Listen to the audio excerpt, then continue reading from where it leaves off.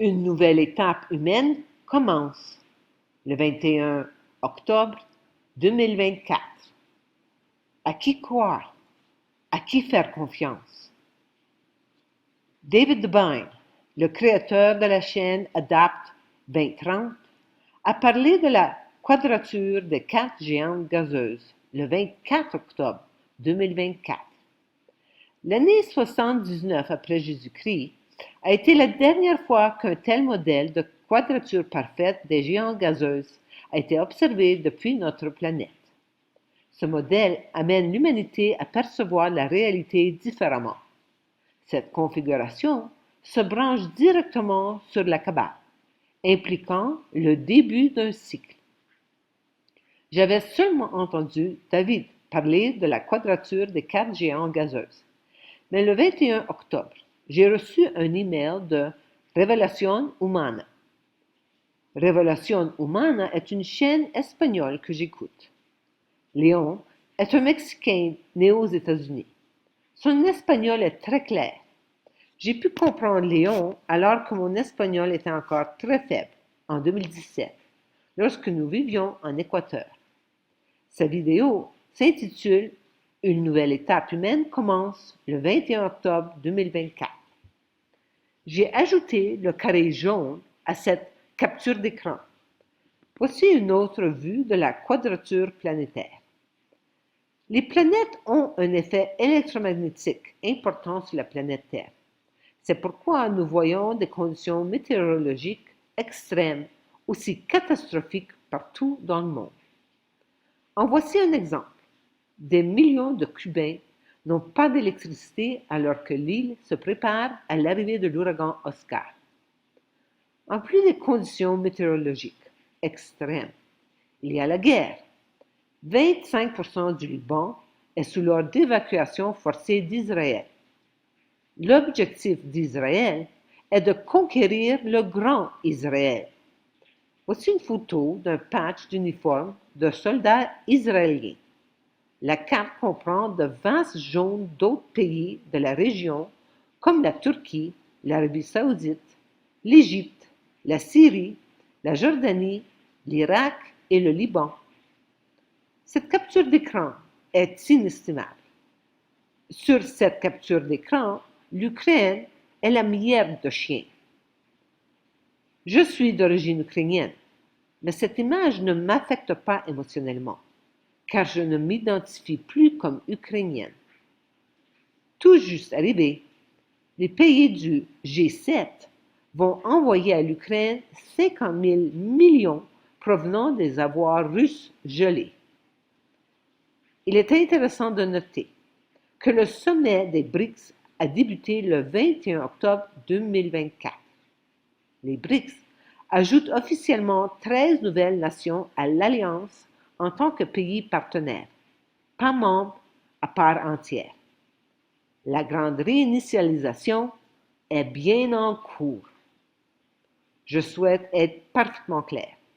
Les BRICS ne sont pas la solution. Ce n'est qu'une distraction de plus.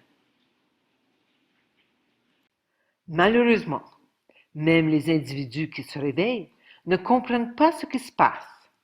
L'humanité est bombardée de tragédies de plus en plus chaque jour. Mais la plupart des gens essayent toujours de trouver une solution à l'intérieur de ce système pourri.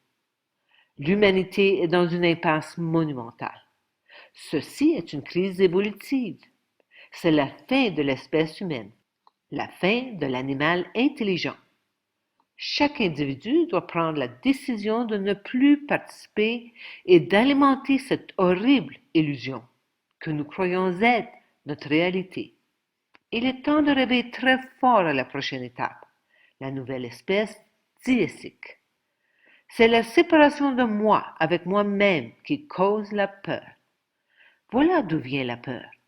La peur qui empêche la personne de contacter son bon sens naturel.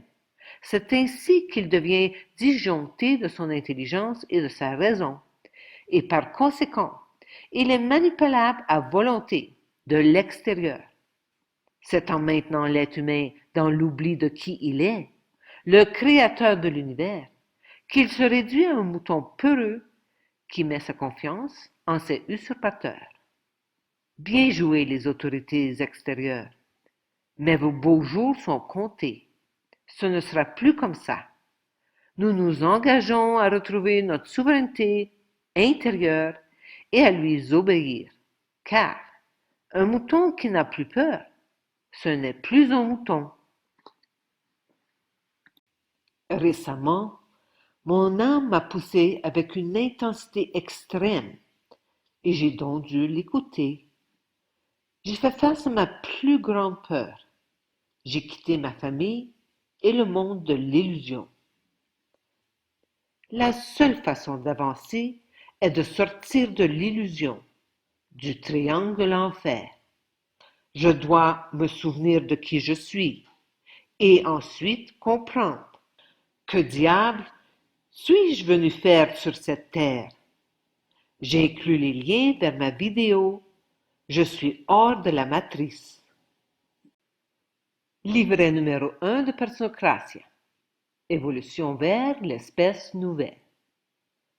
Ce premier livret a été publié en français et en anglais en 2008 et en espagnol en 2009.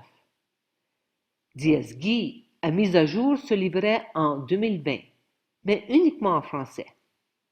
Afin de partager ces dernières informations, je traduirai la version française de 2020 en anglais et en espagnol. Lorsqu'une page similaire sera disponible dans la version originale, j'inclurai une capture d'écran de cette page ainsi que la version traduite de 2020. Si une page similaire n'est pas disponible, j'inclurai la page française ainsi que la page traduite. Merci de partager ces informations avec les personnes en éveil. Livret numéro 1 de Personocratia. L'évolution vers l'espèce nouvelle. Pages 18 et 19. Qui croire? À qui faire confiance? La confusion est un des nombreux outils de manipulation des autorités. Il bat son plein avec le virus imaginaire C. 1. Le gouvernement se fait pousser pour le bon père de famille qui protège ses enfants contre un ennemi fictif, méchant et dangereux. À travers les médias officiels, les banquiers, il entretient la peur 7 sur 24, sans arrêt, en inondant les auditrices de chiffres, explications, discours mensongers et changeants. 2. D'un autre côté, circulent les informations qui disent le contraire. Les virus n'existent pas et les microbes sont des alliés à l'intérieur de nous qui aident le corps à rétablir son état de bonne santé. Eux aussi ont chiffres et preuves à l'appui. Il n'y a pas d'épidémie. C'est un coup monté par l'ONU pour établir son nom, nouvel ordre mondial. Une dictature mondiale communiste. Rien d'autre. Entre ces deux extrêmes, toutes les autres hypothèses circulent. Chacune y va de sa vérité individuelle qui varie de son niveau de connaissance et de conscience. La confusion est grande et maintient le peuple dans un état élevé d'agitation mentale et d'impuissance. Qui croire? Tout d'abord, prendre conscience que toutes les directives concernant les moutons, les lois et leur mise en application par la force, police, armée, tribunal, prison, viennent du gouvernement, qui représente le secteur public. Dans la tête des moutons, il existe une équation profondément ancrée. Public égale bon pour le peuple. Les plus critiques l'appellent un mal nécessaire, sans toutefois remettre en question son existence même. Et pourtant, le mensonge des politiciens est notoire et la cote de confiance qui leur est accordée est moindre que celle d'un vendeur de voitures usagées. Première question. Faisons-nous confiance aux politiciens? Ensuite, remarquez que les mêmes lois sévissent dans tous les pays signataires de l'ONU, progressivement depuis la Deuxième Guerre mondiale. Ce dernier a établi son monopole gouvernemental mondial dans tous les domaines. Or, l'ONU est la création et l'outil des banquiers mondiaux et de leurs multinationales. L'argent mène le monde. C'est connu. Deuxième question. Faisons-nous confiance aux banquiers? Dans les deux cas, la réponse est claire et précise. C'est oui ou non. Alors, disparaît la confusion. Tout ce qui collabore dépend ou relève du gouvernement et de ses systèmes, ou des banquiers et de leurs médias, a une seule et même fonction: tondre les moutons et les conduire à l'abattoir. Concrètement, quand le gouvernement dit tournez à gauche, tournons à droite, et nous ne ferons jamais d'erreur. Quand les médias nous informent, entendons le contraire, et nous ne ferons jamais d'erreur. C'est simple et facile. La seule vérité est en notre âme souveraine, à l'intérieur de nous. Écoutons-la et faisons-nous confiance. La loi du bocal. As-tu remarqué que les plus grosses carottes, pouvoir, argent, prestige, vont aux plus grands menteurs? Kissinger, inverti dans la guerre depuis des décennies, et reçoit le prix Nobel de la paix. Louis Pasteur est consacré sauveur de l'humanité grâce à ses découvertes sur les microbes et les vaccins. Pourtant, il a plagié Antoine Béchamp et faussé les résultats de ses recherches. De plus, les vaccins sont dangereux, inutiles et inefficaces. Le pacifique Dalai Lama a délibérément falsifié la violente histoire du bouddhisme tibétien et encourage une sanglante répression des minorités religieuses au Tibet. Le fondateur de l'Opus Dei, José María Escrivá de Balaguer, a été canonisé malgré le contrôle que cette organisation tentaculaire exerce sur le Vatican et sur le monde diplomatique. Mère Teresa, elle aussi canonisée sous le nom de Sainte Teresa de Calcutta, encourageait la sous-alimentation des enfants dans ses orphelinats, leur vaccination répétitive, et elle envoyait la majorité des dons qu'elle recevait au Vatican. Il semble bien que pour réussir, il faille être corrompu. En effet, dans le bocal, une seule loi prévaut. Les gros poissons mangent les petits. Au sein du troupeau, plus je mens, triche, vole ou pile, plus je contribue au système de tromperie massive des moutons.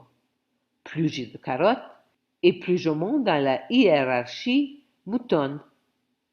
J'ai une belle grosse toison, le corps bien gras et bien nourri, ainsi que d'imposantes cornes. Je deviens un gros bélier ou une auguste brebis, et je contrôle une partie du troupeau. Un jour, je vieillis et je suis remplacé par un autre plus jeune et plus fougueux. C'est la loi du plus fort. Certains moutons jouent le rôle du berger. Il assure la cohésion du troupeau et gère la tonte de la laine grâce aux lois officielles et aux chiens de garde qu'il veille au grain.